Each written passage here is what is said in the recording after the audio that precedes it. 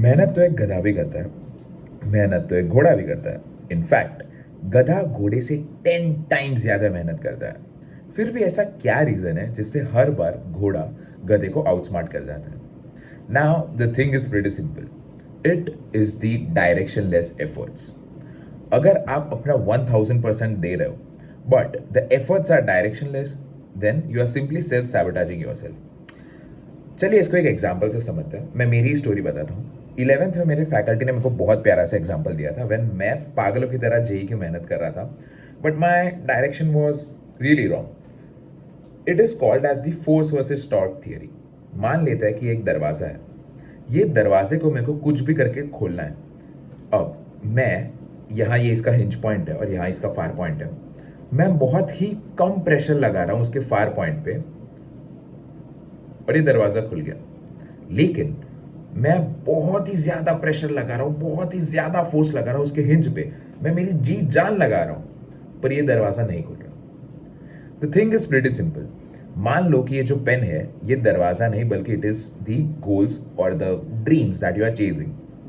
ये फोर्स जो है वो आपके एफर्ट्स है। अगर मैं फोर्स यहाँ पर लगा रहा हूँ which is the correct direction, which is the correct point, अगर मेरी एफर्ट्स करेक्ट पॉइंट पर लैंड कर रही है, then it's pretty simple, I will get to my end point. लेकिन मेरी एफर्ट्स गलत जगह पर रैंक कर रही है, then I am not able to gonna do it. So हम में से बहुत सारे लोग पूरे दिन ये सोचते रहते हैं कि यार आज मैंने 10 घंटा काम किया, आज मैंने 12 घंटा काम किया, but I am still not getting the results. ऐसा क्यों हो रहा है? The thing is the lack of clarity.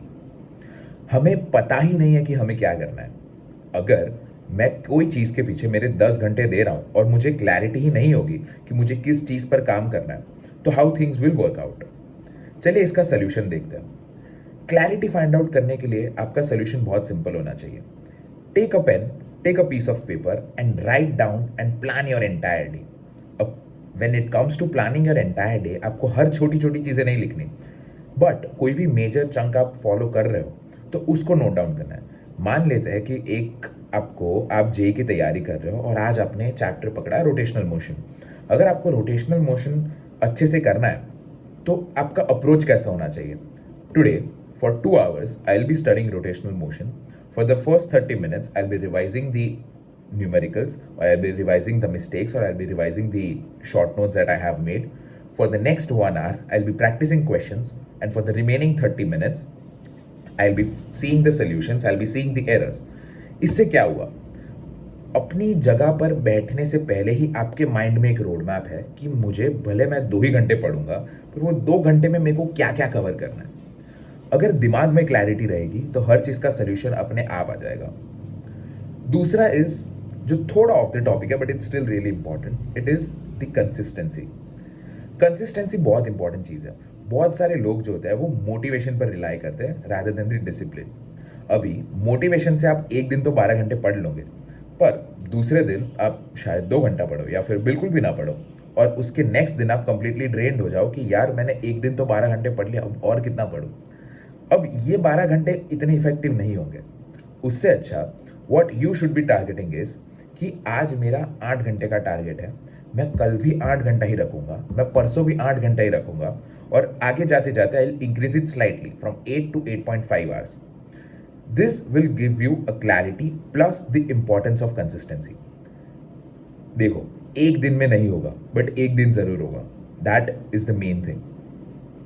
अगर ये सारी चीजें तुम लोग एक प्रॉपर रूटीन के साथ फॉलो करेंगे, then you will start realising that it is actually simple.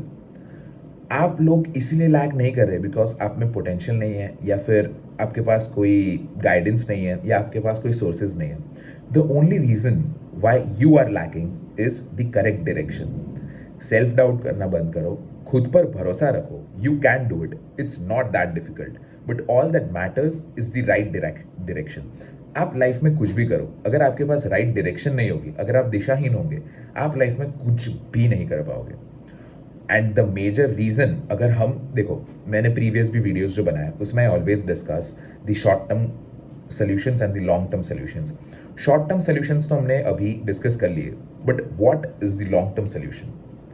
The long term solution is pretty clear. जो भगवत गीता में लिखा है, अपने इंद्रियों को कंट्रोल करो, control your senses. If you're not able to withdraw your senses from the sensory pleasures, then you'll never be able to achieve what you actually want to achieve.